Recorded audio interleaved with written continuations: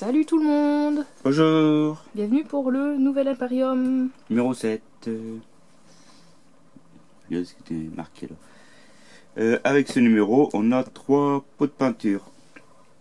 Un blanc. Un Mechanicus, enfin un Guérico du coup. Et un Rétributeur Armor. 3 pots qu'on avait déjà eu dans notre collection.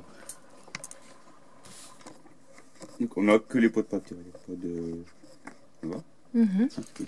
Moi je dézoome un peu. Ok. Donc il n'y a que des pots de peinture, on n'a pas de pinceau, de dés, de plateau, rien du tout. Donc, ensuite, Ultramarines, nom et titre. Bah, c'est tout simplement pour nommer, si on veut donner vraiment un nom à son personnage, hein, son espace marine.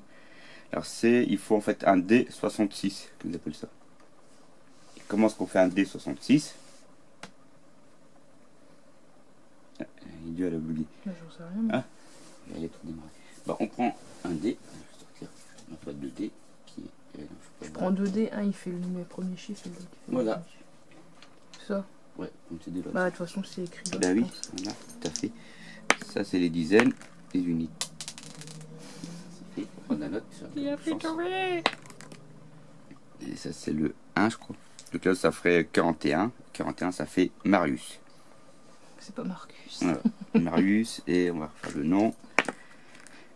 On va dire 51, sinon je suis abonné au 1. Vento. Marius Vento. Ouais. Voilà. Comme Donc, Beurre lui, mange pas le dé. Ouais, ça se mange pas. C'est des petites belles couleurs, mais ça se mange pas. Donc voilà, le D66. Et ça, pour la petite histoire, les D66, ça date du. Ah bah il lance le dé. Joueur. Tu joues au dé? Un peu de chance, j'ai peut-être un futur pour tasser le joueur. Moi, je vais prendre à déplacer les figurines, puis voilà, j'ai un joueur. Amber. Amber.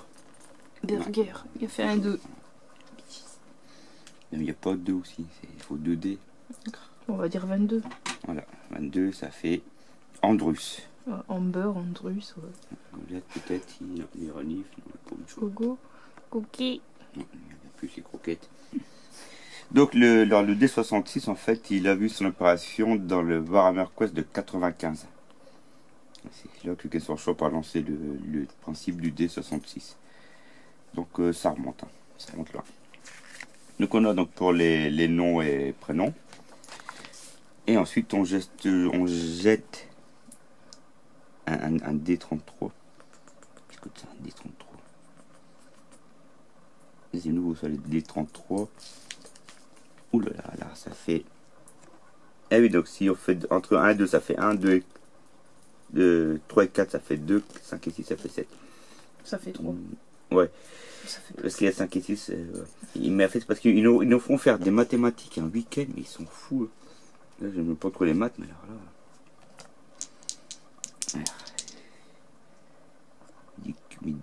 C'est tordu leur truc en fait, il faut jeter comme une idée, du coup faut... Ah oui, alors là ça fait donc 3, donc ça fait 2, donc ça fait 22, donc ça ferait sentinelle de l'axe. De l'axe. De Yax. Laxatif. Voilà, c'est les D33, c'est encore autre chose. Plus de tête le week-end. Ouais, il y a des nouveautés, Lulu, perturbé. Ah oui, je peux me faire des calculs le week-end, hein, même les clients le savent, hein, c'est trop compliqué. Donc ça c'est pour les titres des héros. Bouclier. Et pour les espaces marines. Pour les escouades et pour les héros. C'est vraiment pour personnaliser encore plus. Dans l'Imperium, on a vraiment de la personnalisation de ses troupes. Idem pour les Nécrons du coup. Donc le D66 et du coup après il y aura le D33 du coup. Pour les générateurs d'épithètes dynastiques. Des trucs bien compliqués. Et les générateurs d'unités Nécrons. Ouais, on va pas dire les compagnies, enfin les escouades. Donc voilà. Ensuite, l'ère Indomitus. Donc là, du coup, on revient sur la botte, hein, la V8, si pas de bêtises, Indomitus, avec le contexte actuel. C'est pour la petite histoire où ce qu'on est arrivé. Avec Magnus Robut Gilman, qui est devenu maintenant le seigneur commandeur. Donc le big boss, hein, des armées en titre. Les armées, enfin, c'est le big boss. Et Bravo qui part Cacahuètes, là c'est une horreur. Ensuite, la peinture d'espace marine, ou même générale, la peinture générale. Donc là, j'explique comment diluer la peinture. Donc on met un petit peu de peinture sur la palette, on ajoute un peu d'eau, on fait tout touille, voilà, et il ne faut pas qu'elle soit translucide. Donc là c'est la dilution de peinture, on forme la pointe, ensuite on tourne, on tire, et pas oublier qu'on peut incliner la figure dans tous les sens pour peindre. Ensuite on cale le poignet, on utilise la table, toutes les petites astuces pour commencer à peindre. Ils auraient dû mettre avec le premier au départ de la peinture en fait. Ensuite avec le blanc, on fait du coup les éléments en blanc. Donc ici le symbole ultramarine, le symbole de l'escouade, c'est un caillou qui partira ici, la tête du capitaine, la robe, l'autre caillou qu'ensuite va être mis en gris je suppose, la genouillère. Je montre le petit détail. Le bouclier, on fait un trait sur la tête. Il faut surtout bien viser, il ne faut pas dépasser, je suppose. Sinon ça sera un peu pas tip top. Normalement il y a du blanc, parce que je crois qu'il y aura du rouge de chaque côté. Si c'est un donc le blanc. Ensuite avec le rétributeur armure on fait donc tous les armures, tous les éléments dorés. Ici. Voilà. Et le Mechanicus il servira pour plus tard parce que là je vois qu'il ne montre pas. Peut-être pas les Necrons la prochaine fois. Le scénario résurgence. Donc là on utilise donc intercesseur et 3 guerriers Necrons. Beaucoup de figurines. 3 guerriers. Minisport. Ouais. 3 contre 2. Donc le petit. Les explications donc, du tutoriel. Voilà.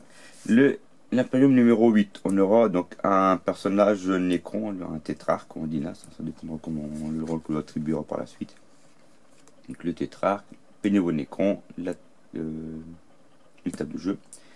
Pour le 9 et le 10, là ça change un peu, je vois en fait il est en deux parties. En fait, on a une grappe, mais je pense que du coup ça va être une grappe format 4 mais qui va être coupée en deux à mon avis, pour tenir sur les deux numéros. 2, 3, 4, 5, 6, 7, 8, 9, 10, donc 10 Necrons et 3 socles ici de scarabée. Ce qui ferait peut-être 5 Necrons. Et ça c'est une grappe qu'on avait dans Indomitus. Il faudrait reprendre les photos de la boîte pour voir comment c'était monté. Mais il y a de fortes chances que ça soit une grappe de 4. Enfin je vois ça comme chose que enfin deux grappes, une grappe coupée je veux dire. Qui tient sur deux numéros. Je m'étonnerais qu'ils mettent 10 et 10 quoi. On sera fixé de manière assez rapidement. Ça va ici 13. On colorerait en double alors 10, on colorerait 3 et 3. Un peu bizarre. Bon, on verra bien ça, numéro 9 et 10, sinon ça fera pas mal de figurines en un coup. Bref, donc on sera fixé assez rapidement de toute manière. Ou sinon, il faut aller voir sur internet, il y a un site qui référencie les contenus des magazines en fait par rapport aux magazines anglais. Voilà. Ce qui fait du coup le numéro 7. J'ai un peu perdu tous ces chiffres de 7. Là, les dés Wargame Spirit, comme de balle à chaque fois, on a des dés en cadeau. Ça a été longtemps les gobelets, maintenant c'est les dés. Voilà. Voilà, c'était le numéro 7. Allez, salut, à la prochaine. Au revoir.